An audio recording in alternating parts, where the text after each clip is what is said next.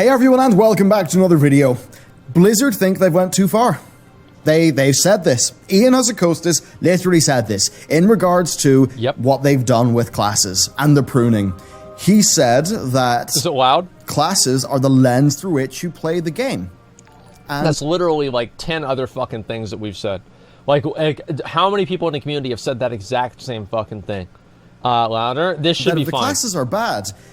That because the class is the lens through which you play the game, well, bad class is pretty much going to ruin the enjoyment of the game for many people. And that they are beginning to agree with that, and that they thank people for their feedback. Louder. I'll make it a little bit louder. Very interesting to hear indeed. There's quite a lot to get into here. There's some very interesting comparisons with classic and with live, spec identity versus class identity, and then also the fact that, we've literally heard a lot of these words before, but there is one kind of key difference this time around, and I think that's the thing we'll start with. So, we've heard Blizzard say they think they've went too far. We've been hearing that since, I believe, October. And then sporadically in interviews before that. Just about things like class pruning. But that has typically not really happened in a super pre-prepared way. It's been things like the developer Q&As. Well, this comes from the Developer Insights video for patch 8.2 that was pre-recorded by Ian. It's probably and that does mean that they have control of the final edit. If they don't like something he ended up saying, they can take it out. So that's actually a really good point. That's a really good point. So there's no way, like, this is something that was basically pre-approved by Blizzard. This isn't, you know, an offhanded comment that Ian made in a Q&A or something like that. This is something that they consciously allowed to go out there in that specific form. So I never thought of that, but what Bellular was saying right now is very true. This is very much something that they have went on the record with.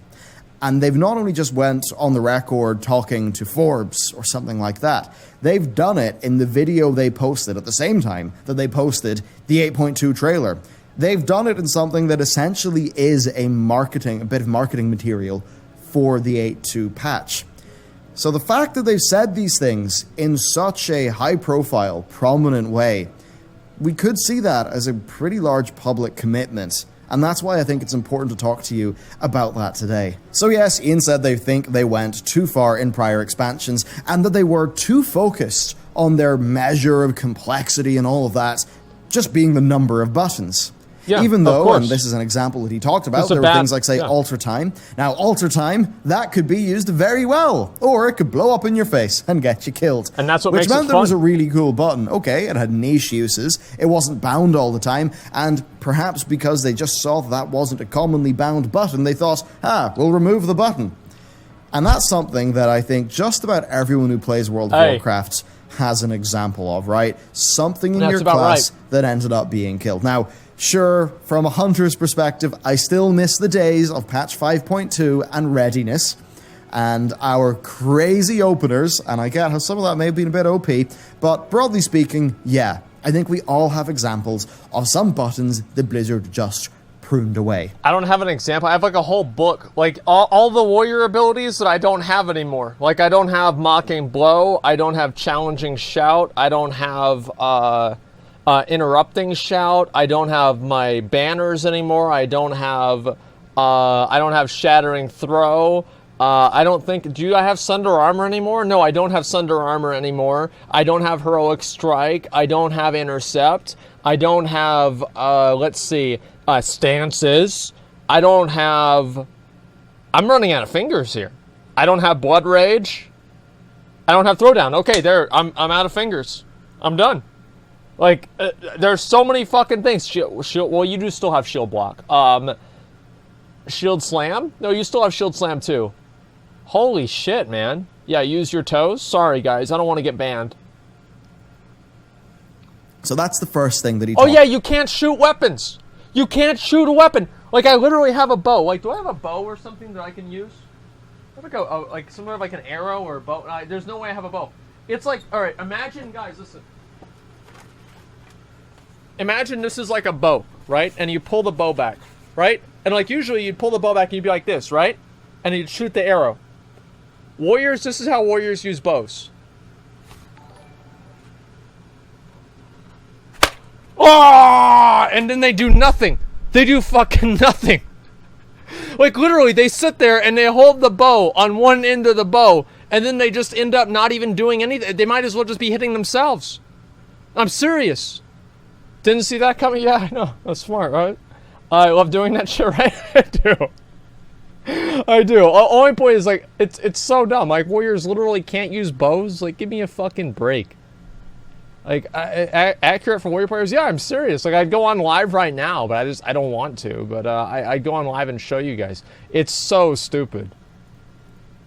About, and I think it's very good that he talked about that. He said that they'll be looking to reintroduce some buttons in the future, and I think for me it's less about reintroducing old buttons, and it's more that they maybe feel free to have just more niche buttons in the future and new designs. Yeah, so that's definitely a good thing. But that's awesome. not all, though, because he did talk about something that I have really been feeling a lot lately, right? And that is spec identity over class identity. And there's a few different times where I've felt this, and I think it's an interesting insight. So when I was doing my class reviews for this patch, it really revealed to me something about the way that they're designing the game. And that was the first time that I felt it. And then the next time was playing Classic again. And the first thing that really strikes you with Classic is, I'm a mage. I'm not a fire mage, I'm not a frost mage, I'm not an arcane mage, I'm a mage. I'm a mage. I don't know why they don't. I think going back to that and making class identity more of a focus than spec identity will actually help casual players a lot, because it'll be easier for them to transition between specs. Like, this is like no troll or anything like that. That actually would be really good. Mage who's customizing and choosing which abilities from those schools of magic I want, but I'm a mage. Yes. Whereas right now, a fire mage is a fire mage, a frost mage is a frost mage. Yep. Their gameplay styles are entirely different. And that really is something that's been a big point of change. I think World of Warcraft has moved towards that more and more over time, to the point where really everyone plays 3 classes per character. That's just how different they are. But what's really happened, and this is kind of odd because Ian talked about the idea of, well, we could make some more abilities just generic and allow for more hybridization. He talked about thinking that hybridization is a strength, is a good thing, is fun, that people enjoy that, and I definitely agree with him. But I wish there were more hybrid classes in the game. I think in BC there was like rep paladins, arms warriors, and enhancement shamans were all hybrids. Like the main thing that they brought to the raid is how they would help the other members in the raid. And I thought that just made the game so much more interesting. Like, I don't know why. I just thought, like, having, like, those hybrid, like, in-between, like, damage and healer specs. Like, whenever Esfand, for example, and we did Scarlet Monastery, and he would off-heal, and he would be able to, like, do these different, like, little cool things. And, like, you know, he was, like, doing damage to it at the same time, but he's mostly healing and supporting. That's awesome. That was so cool. And I don't know why they don't do that more. I would love to see that more. Maybe people selfish because they played for others, though. Well, I don't think that players were selfish at all. I think that really the reason why they got rid of that is because they removed the social element in the game, and so people weren't being judged off of any sort of like a personal value or off of anything besides just the damage number that they brought to the raid. And that's it. And so in them eroding the social aspects of the game, they made hybrid classes less possible to raid with, because you need a certain amount of trust and a certain amount of understanding that you have with people that are hybrid players, that you know, okay, well, this person's going to be able to bring this into the game or whatever, right? And it's like playing hybrid classes works much better whenever you're playing with people that you trust and that understand what you're trying to do. And DPS meter damage, like just your straight up damage, is very easy for anybody to understand. So because it was the lowest common denominator that people could judge players by, that became the entire Bible in which that you would define if a player was useful to the raid or not. And in Burning Crusade and Vanilla, there are plenty of people that weren't doing a lot of damage, but they were incredibly useful to the raid. And whenever Wrath of the Lich King came out and pugging became really popular, all of that stuff kind of faded away. And you still have little remnants of that, right? With like Shadow Priest maybe, but not really. And I think they should go back to that a little bit more. It's going to be a hard transition for them to make. And I don't even know if it'll be possible with like the way that LFR and grouping works now. I would almost say that at this stage, because buttons are less designed to just be a button, and they're designed to be a part of a very, very tightly designed cycle that provides a very specific gameplay aesthetic for that spec. That, well, the specs are just designed in such a specific way that I actually don't know if it's even possible to do that. But still, the fact that he was talking about that is, I think, super, super important. It reveals a lot of core differences between the current game and, I'd say, the current game, Mists of Pandaria, Cataclysm, and Classic. And I guess if I was to really boil that down, there is Now, there is Mop, there is Classic. Those are like points of just extremes in class design and how they... I think that's true. Yeah, actually, that's a really good point, because Mists of Pandaria was like you needed 3 hands to play in Mists of Pandaria. Like, I knew people that bought foot pedals for Mists of Pandaria because they ran out of buttons on their mice, and they just had to buy a foot pedal too. That's whenever, that's whenever Swifty was like super popular and giving away Razor Nagas all the time. Nobody needs a Razor Naga anymore because most classes can be played with a garage door opener now. But back then, that's why he was giving away Razor Nagas all the time, is because you needed 9 fucking buttons on your mouse to play your character. No, think about that. I mean, like, really, come on. They've all been so very different. So when I was going back and I was doing those class reviews, right, for this expansion, I kind of found that I was reviewing every spec in isolation, because that was the format of the video. You go through each spec for each class, you give your thoughts on them. But I've actually found that a lot was missing in those videos, kind of because of the format. Because what I was doing is I was sitting down and I was thinking, Outlaw Rogue, okay, here is the rotation of Outlaw Rogue. It's very tightly designed. I'm here in a target dummy. I'm doing a few dungeons. I really have a good grasp of the designer's intent with this small little gameplay loop. But the thing is, that was kind of that. So within the bounds of my video, I'd just be saying, yeah, you know, within what they're trying to do here, this fire mage feels like a fire mage. This frost mage feels like a frost mage. We've got some decently impactful talent choices. Okay, yeah, all seems good. But doing that format entirely misses out a lot of the reason why a class is played. And this is, I think, what's really important, because I was sitting down there thinking, is this engaging gameplay, these buttons, right? Can I just sit down on a target dummy and, you know, do all my stuff? And I'll be like, yeah, okay, this is pretty good. But that's really missing out on the experience of playing a mage for 3 weeks and feeling like a damn mage. And that's really the thing that I think they've been missing. So hearing Ian talk about that is absolutely a fantastic thing to hear. That's what we've been waiting for. And that really is the contrast between now and between Classic, and even, you know, now and, say, Cataclysm, where... Do you guys think that these revelations that it seems like Blizzard is having are a result of them going back and playing Classic and seeing the feedback that they're getting from Classic?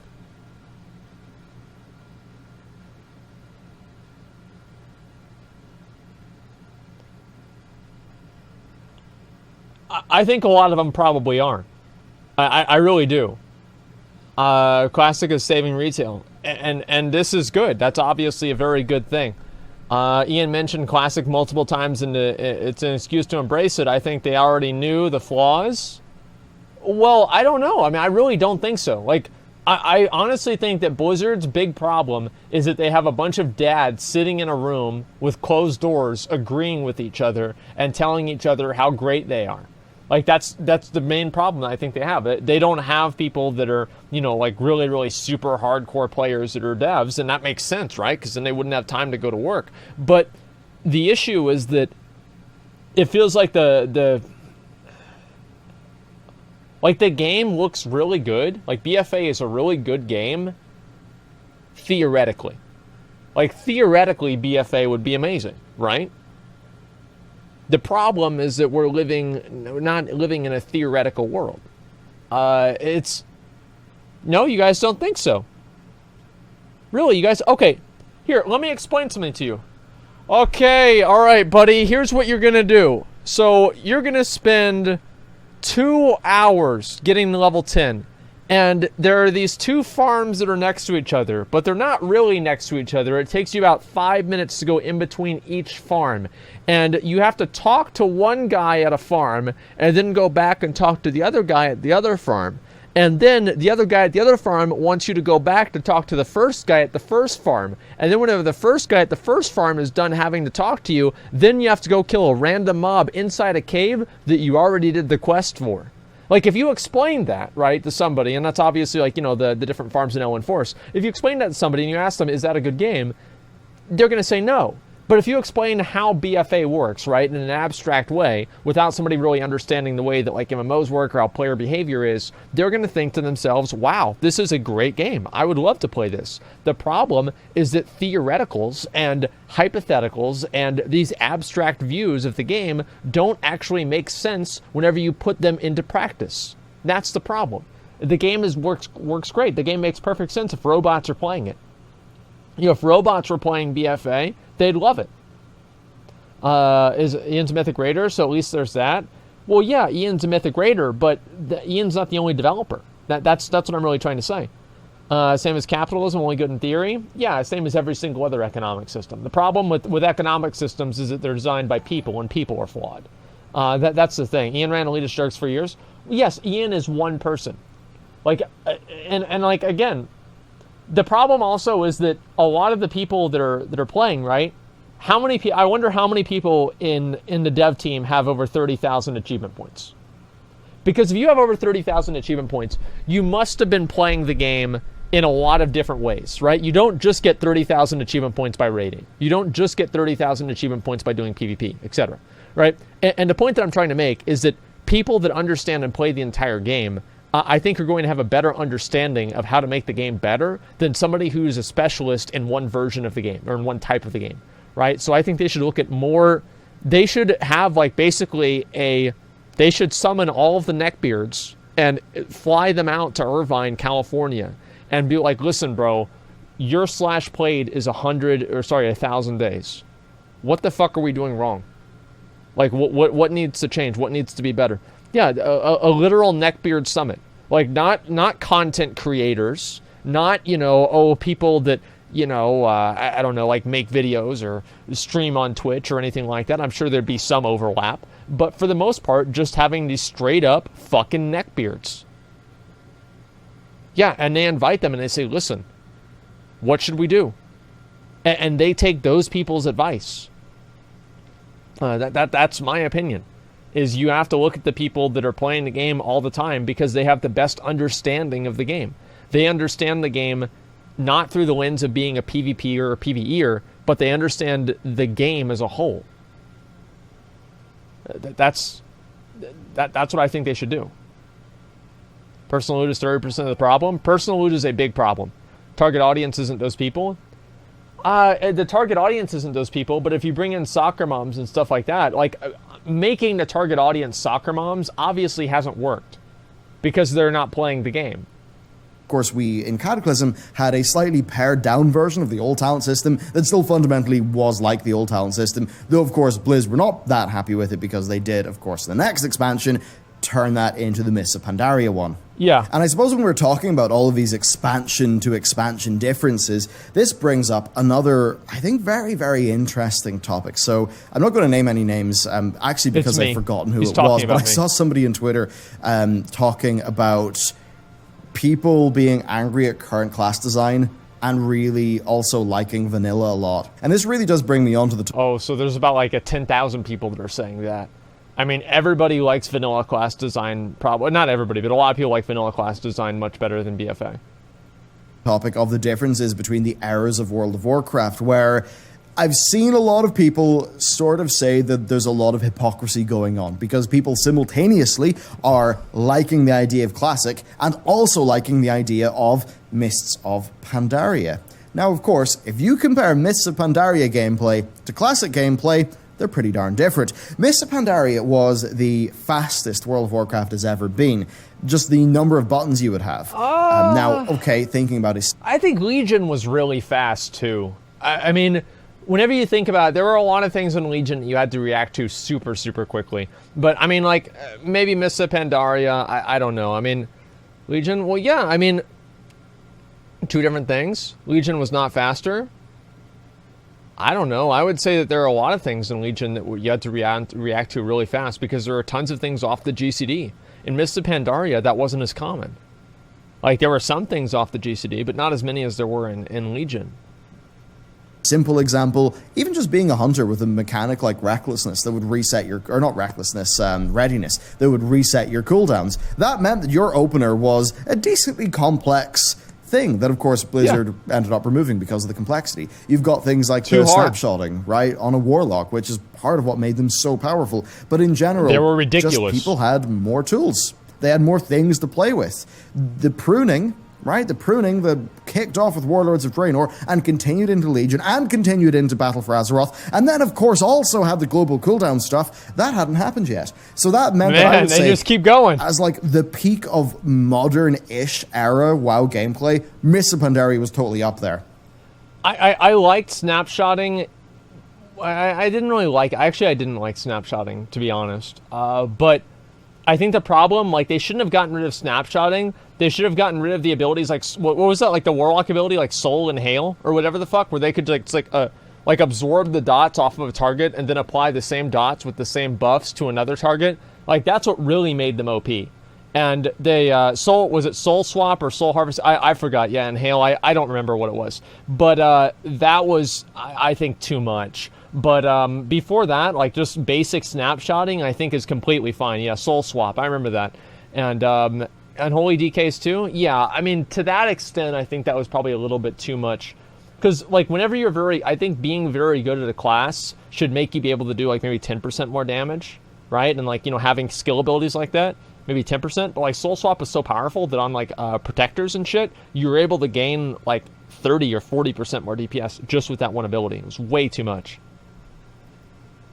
Now, Mists of Pandaria is when I think World of Warcraft was super engaging gameplay-wise. Really good. You could sit down, and those classes were pretty deep. There was a lot you could do in different scenarios, and learning and mastering a class really did feel kind of fantastic. But it was still quite designed. It was still, you know, it still felt like modern WoW, I would say. Just that, you know, the current version just feels like a far worse version of that. But if you go way back to Classic, well, that's very different because you've got loads of buttons in Classic, but you've got loads of obtuse mechanics. And you've got those buttons not really being designed to work together in a rotation. And I think that's a really big thing. Now, a rotation is designed by a gameplay designer to be satisfying, to have a good rhythm. Look at a Fire Mage, look at a Frost Mage.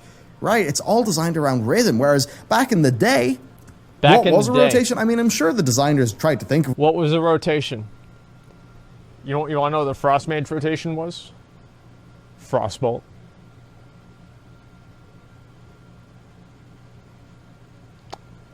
I'm pretty sure that they're, like, what were the other abilities that they have, like, or other classes in Vanilla WoW that were literally one-button classes? I think it was, like, Shadow Bolt forever, Lightning Bolt, Warlock, I mean, and Warriors were easy, too. Like, as far as I know, it was, like, 3 abilities. You just held down Heroic Strike whenever you had a bunch of rage. You'd Whirlwind and Bloodthirst. Like, there's literally nothing else you could even fucking do. You just sit there. Rogue was 2 abilities. Yeah, Hunter was 3. Paladins, think about Paladins. They didn't have any. Like, they didn't have a rotate. They didn't do it. They didn't do it. They just attack. And, no, they'd have to buff the raid. Yeah, so they'd buff the raid in between auto attacks. I mean, it's crazy. Yeah, auto attack Andy.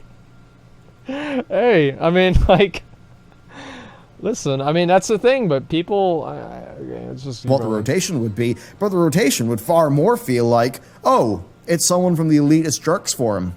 And they've kind of worked out the mathematical best way to use this bizarre, janky toolkit that your class has, and how that works with other people's, you know, janky toolkits. And then you come together and you form a team. And I think that's a lot of what made just a kind of a good bonding experience with the limited mechanics that the classes had. And honestly, they're pretty jank designs. I mean, let's be real. Vanilla was no way perfect in class design, right? But what's interesting, I suppose, is now a lot of those Elitist Jerks forum posters are actually the people designing the classes. And you can really see a sort of shift in design mentality. A lot of those older abilities were just abilities thrown into the game that... Yeah? I mean, yeah, they had a place in a broader picture of a class or a spec, but... See, look, Bellular is yawning just talking about class design and BFA. He's like, oh, God, I'm going to fall asleep here. I suppose there were far fewer implicit assumptions in the design of those classes. Why do I say that? Well, the second you choose a fire mage, you're locked into a gameplay loop, and you have all of the abilities for that loop. Whereas in the old talent system and the old way the classes worked, you very much would just be picking and choosing things here and there. And for the designers, it was less about how do we just make a fire mage have this perfectly crafted loop of gameplay second to second, and it was more about what interesting sort of tools and decisions can we give the player, and then they work out the rotation for themselves. So I think that's a really key differentiator between the schools of design thought that have really led to the classes being the way that they are. Well, what he's saying is the difference between sandbox design and what they do now, right? Theme park design. Like before, they just gave you a bunch of abilities and they said, hey, figure this shit out and see what's going to happen. And now they design it with a very, very clear intent in mind and how you're going to play the character. So I do think that's actually a pretty interesting distinction. Now, I don't think we should go back to the classic version for World of Warcraft. One of the reasons why I don't think so either. Classic exists. If you want that, you can go and play Classic. I would far rather us go more towards the Mists of Pandaria way of things, because Modern WoW, for better or worse, it's Modern WoW, and I don't think that retrofitting Classic into Modern WoW would exactly be the best thing to do directly in terms of the class design. I mean, actually, if we're being real, there are some slowdown elements from Classic that Blizzard have tried to bring into Modern WoW, and they haven't really worked. So let's take a great example. Dehomogenization. Okay, so bring the player, not the class. See, this is great. That's such a bad idea. That's such a bad idea with bringing the player, not the class, because there's always going to be a class that's better. Like, it never works that way. Like, it's so much smarter, in my opinion, to give each class something unique and cool that they can do, so you have to bring every class. Because if you don't do that, you have something like what happened in Tomb of Sargeras, where you have 8 rogues and 4 moonkins doing Mythic Kil'jaeden. That's what happens. And it's unfortunate, but there it is. Like, I mean, I don't really know what else to say about it besides that. It's kind of annoying. But yeah, there it is. What about having, what is this here? What about having lower rank spells for quick hits? So lower rank spells, I think only made sense. Like, the only way that I think lower rank spells made sense to me is whenever the lower rank would allow them to cast the ability faster. If it was just literally less mana cost, I thought that was kind of redundant, and I have no problem with them getting rid of that. I thought that was just kind of stupid. But the idea that, like, you can use a rank 1 Frostbolt just to apply the slow, and I like that a lot. That was great. But the rest of it, I wasn't a big fan. Saving mana? Well, yeah, like saving mana. Like, that's what I mean. Like, I don't like that type of gameplay, because I think that what happens is that it's kind of what I was saying about about bringing the player, not the class, is that people will always find the best rank to use. And once people find the best rank to use, they're just always going to use that rank. And that becomes the meta, and then, it just kind of evolves from there. And I think that what they should do instead is, maybe have just 2 of them, right? And I don't even think they should do this in Modern WoW anymore at all. Like, I don't think they should add spell ranks back into the game. It's something that was in Classic, and I don't think that it should return. I was around whenever I was listening to Wait, trade? What's the trade? Oh, I don't need this stuff. Oh, actually, I do. Maybe I do need a little bit of that. Wrong? Well, no. You guys have gotten way too far. Like, I don't know what's happened, but you guys have gotten way too dumb with this stuff about every single thing that was good, that happened in Classic was good. Like, the spell ranks and shit was dumb. Like, it added, a certain type of gameplay that was kind of interesting, but for the most part, Blizzard could do a better job in another way, right? It's your fault? No, it's you guys are just being way too nostalgic about this. Like, the Classic, the spell ranks were pointless. Like, Chaz Halo effect? I don't know, man. Casual goes 1200? Wrong, because once you started, in TBC, priests use 3 different greater healings in a rotation. Yeah, I think that's dumb. Personally, I do. And I don't think they should continue doing that. Isn't the point of Classic? Well, I just think that, there are some things, right? All I'm saying is that there are some things that should stay in Classic and other things that shouldn't. I think spell ranks are one of the things that should stay in Classic. Spell ranks are because of leveling, not endgame. Yeah. It wasn't even intended to be part of endgame. Blue Please episodes where Total Biscuit was ranting about bring the player, not the class. That was the good old days. But you know, that was a big change because way back in Classic or Vanilla and TBC, classes were not well rounded in their utility toolkits. But then over time, Blizzard kind of thought, you know what? No matter what class Jeff is bringing, Jeff should be able to come to the raid. So they just made sure that whatever Jeff's class was, it pretty much had all the utility you could possibly need. And they didn't even do that because at high-level raids, it's like if you weren't like a, you know, something that could soak in Tomb of Sargeras, you weren't even invited. And that's kind of how they designed the game. Bring Fucking the player, Jeff, not the class. dude. But then what do you see? And I mean, maybe the height of Bring the Player, not the class is Mists of Pandaria in a way where everyone is just an absolute superhero with so much power. Yep. Now, sure, there were still things like, as a hunter, I could, you know, use... I can't believe this old aspect of the turtle. Oh, how embarrassing. You know, the cheese mechanics. A paladin could do that as well. Yeah. Not everyone could do that, but still, everyone was super powerful. But then over time, you will have noticed in WoD, in Legion, in BFA, what did Blizzard do? They tried to take away your utility. And the reason why they tried to take your utility away is, and they said this at the time, so they could make the other classes viable. They liked how it forced team play. And they liked how it forced team play in the past. It's clear that that's not really something that the current players of the game really want. The current very mechanically focused players of the game. It's clearly not something that it's not the mechanically focused players aren't the majority of the player base. Like, that's the problem, is that Blizzard... See, and this is like an issue that Blizzard has, right?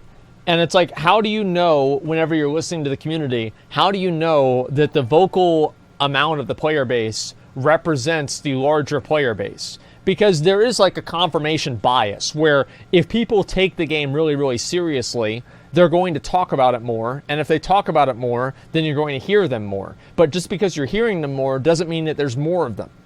Does that make sense? So you create a feedback loop of just listening to the most invested players. And I think this is what happened. This is why Blizzard did stat templates in PvP, is they were listening to the bottom and the top 10% of players. The bottom, most dog shit fucking players that are so goddamn lazy to play the game, they don't want to fucking do anything. They just want to log in and play the game like League of Legends. And then the top 10% of players that don't want to have gear make any effect on PvP at all. And then the 80% in the middle of people that want to play an MMO where gear matters in PvP just get fucked. Because the top and the bottom 10% are more vocal and everybody thinks that they're the majority. And that's what happened with Blizzard. That's what they did. They fucked up. Like, I genuinely think that was such a big fucking mistake for them to do that. Majority of people still playing BFA are fine with how the game is because they're still playing it. No, that's not true at all. There's plenty of people that are playing the game that are probably unhappy with the state of the game. I would say that the majority of people that are playing BFA are more happy with it on average than the people that quit. Yeah, but that doesn't imply that they're necessarily happy with the game. As I said, if you criticize like Witcher 3, if I say anything bad about Witcher 3, I'll have 1,000 people freaking out on me, right? They're like, no, this is the best game ever. Don't ever say anything bad about my favorite game. But if you criticize WoW, the person that you're criticizing it to, a WoW player, will fucking agree with you. That's the difference.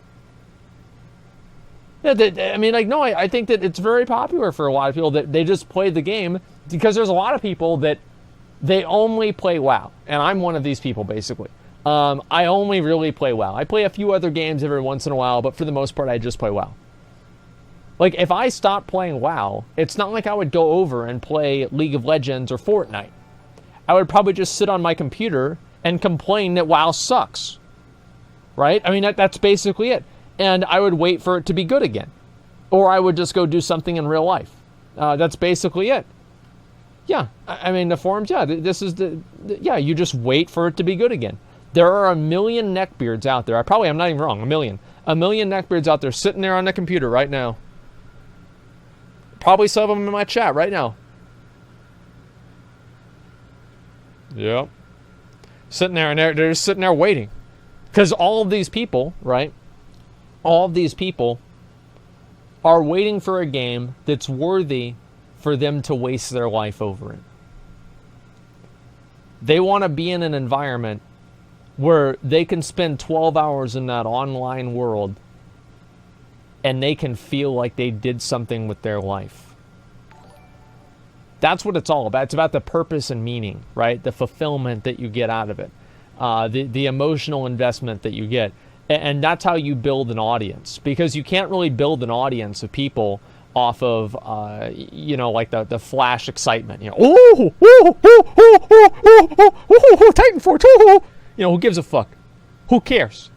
Like, what matters is the feeling that you get whenever you log off and you lay in bed in that night, the night after you got invincible, the night after you got a really good item, the night before you get a really good item, the night before you get invincible, before you hit exalted on that faction, and you know that whenever you wake up in that morning, you are going to be able to loot that item and get that fucking shit, and after you wasted your time, and you are going to feel like a fucking winner.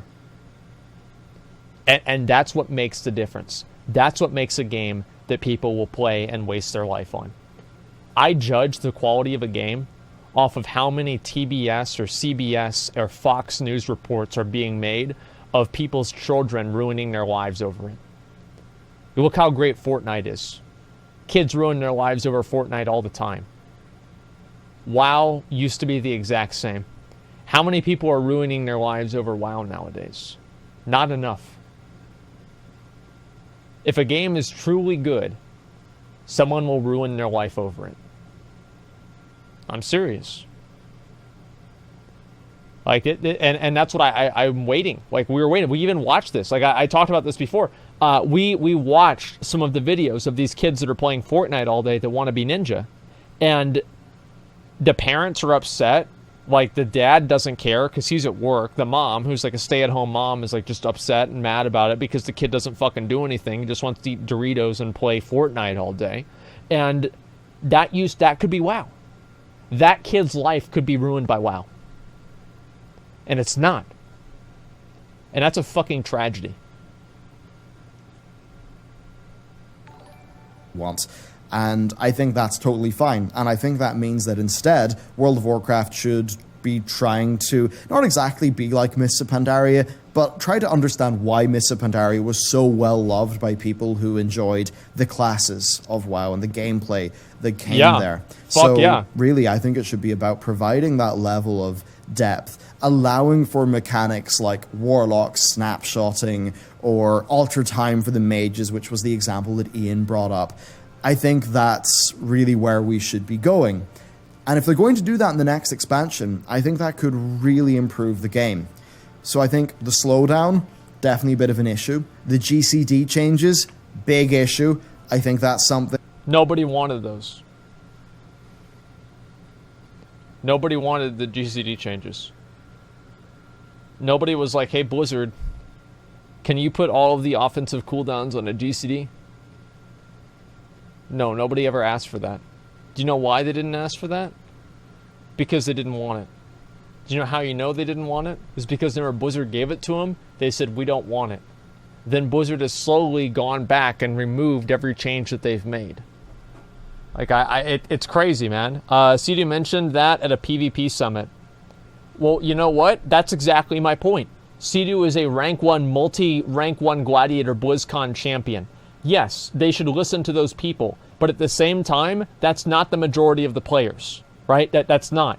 So if you have somebody that's playing the game exclusively in one way and knows a lot about it in that one way, and then you take that exclusive way of playing the game and you apply it to the entire player base, of course that's a mistake. Of course that's a fucking mistake. Blizzard should be listening to Sea-Doo more than any other individual player out there, basically, but that doesn't mean that what he would want is necessarily what should go into the game. And that's what I was saying before about the stat templates. It's the same issue. They'll need to walk back in the next expansion. Let's be real. If Ian was to walk out and say, yeah, sorry about the GDC thing, bit embarrassing, we've undone it, people would be happy. Now, they would be. It's unfortunate that they're only happy because Blizzard subjected them to gameplay they didn't like for 2 years, but still, people would be happy. So if they were to do that in combination with more mop-like class design, you know, giving people a few new bells and whistles for their class, things that are actually for their class respec and are not dictated by an external progression system like the heart, like the artifact, I think people would be really happy. And then there is the topic, and this is something I'm so glad he brought up, of class over spec or spec over class, and the idea that, you know, you're not a hunter, you're a survival hunter. I think it would be great if they could just start having more class level things. I did bring up the idea of having class masteries as kind of like a talent point system that would exist on top of the current one, which would be stuff designed for your class. So that just the bread and butter of existing as a hunter would be different from the bread and butter of existing as a mage in a way that would really work for class identity. So I think something like that would be a really cool system in the future. But broadly speaking, I really like what he talked about. As I said in the start of the video, they have said these things before and then just not done them. But they did say this in a big official video that was right beside the main trailer for a patch. Yeah, fuck yeah. It seems pretty intentional. And right now it's 8.2, so they really are going to be kicking off the next expansion's full development process right around now. So, you know, they're kicking that off. They're saying this. That all does seem like a pretty good thing. But that is not where we're going to stop today, because we do have one more topic. And that topic is Essence Catch-Up. So basically, you get the new essences in the next patch, right? Okay. And I think one thing that a lot of players, myself included, have been pretty bummed out about in the past with WoW is just the feeling that everything's pointless. Now, way back in Wrath of the Lich King, you know, I got my item level 200, I got my nice sword from King Yearman, and, you know, that was a good sword. Trial is bringing me up to like 232, and you were maybe, what, 264? It actually was a good sword, to be fair. It was a very good sword. And I see that obviously people are opening trade with me, guys. You don't need to tell me that. For 25 ICC, the item level difference was not that big, and that still meant that just, you know, your gear always felt pretty meaningful. Yeah. Whereas right now, we essentially, let's be real, we have an expansion-sized gear reset every 4 months. And that does make me feel like I can't progress my character right now before 8.2 comes out. And being real with you, maybe 3 months into 8.2, I'm going to feel like there's no point progressing my characters because 8.3 is just going to undo it all anyway. That's right. And this is how Blizzard can fix that. This is how Blizzard can fix the problem, okay? It's very, very simple. All they need to do is they just take it to where whenever you have a new patch come out, all of the gear is just above that previous patch. So that way, if you come into the game late, you have that much content to progress through. Instead of you just start at the exact same place everybody else does. Because it's like they're re-releasing the beginning of the expansion every single patch by doing that. 100% why I started playing this shit. Yeah, I know. That's exactly the same with everybody else, too. Like, I mean, I'm sorry to say, but it's very, very frustrating that they just keep fucking doing this. Horizontal progression will kill the game. You're right. That's all they need to do. So that's something that I think there's been a lot of criticism about. Well, in regards to the essence catch, or the essences that you're going to be earning in this patch, Ian said that they're not going to be superseded. There's not going to be a catch-up system for them. The essences are the essences. Your work now is not going to be trivialized in the future. They may add new essences, but they're not going to add a bunch of new essences and then just, you know, give you a vendor where you can purchase the current ones. There's not going to be a catch-up system. That's really good to hear, because that means that if I start a new character 3 months into this next patch, maybe I don't feel like I'm really going to be gaining if I progress my character's gear all that much, because I know it'll be reset, but I at least know all these essences. If I work in them now, they will stand to my character for the duration of this expansion. That is where the game needs to be. And even though it is not game-wide and is just within the bounds of the Essence system, it's good to hear that they understand that. So, where does this video leave us? Honestly, it leaves us nowhere concrete, because these are just words. We need to see those words turn into action. What I will say is this. I like the sounds he's making. I like the things he's talking about. The direction, right? If they're moving in that direction more, that would be a good thing. I think the comparisons between MoP and Classic and today are super interesting, and I think we can learn the right lessons from all of those things and move forward in a way that will genuinely make WoW a hell of a lot better. Fundamentally, it's what Ian said. The class, you know, your class, your character, it's the lens through which you view the game, you play the game. If your class just kind of sucks and you don't feel like there's that much depth, it's going to reduce the enjoyment of every other system in the game. The fact that they know that, the fact they're making big public noises about that, very good thing indeed. So, I want to end this video by asking you, what would you like to see for your class, for your spec? Let's say you're a mage. I want to know, what things do you want for your favorite spec? But I also want to know, what things would you like for your entire class? that your whole class gets that would bolster that class identity? That's what I want to hear down in the comments. So, bit of a long video, super interesting topic. That's I'd love to hear what you think. Let me know down below. Thank you very much for watching this video. That is a lot. And with that, I shall see you next time. I'm trying to think what that would even be.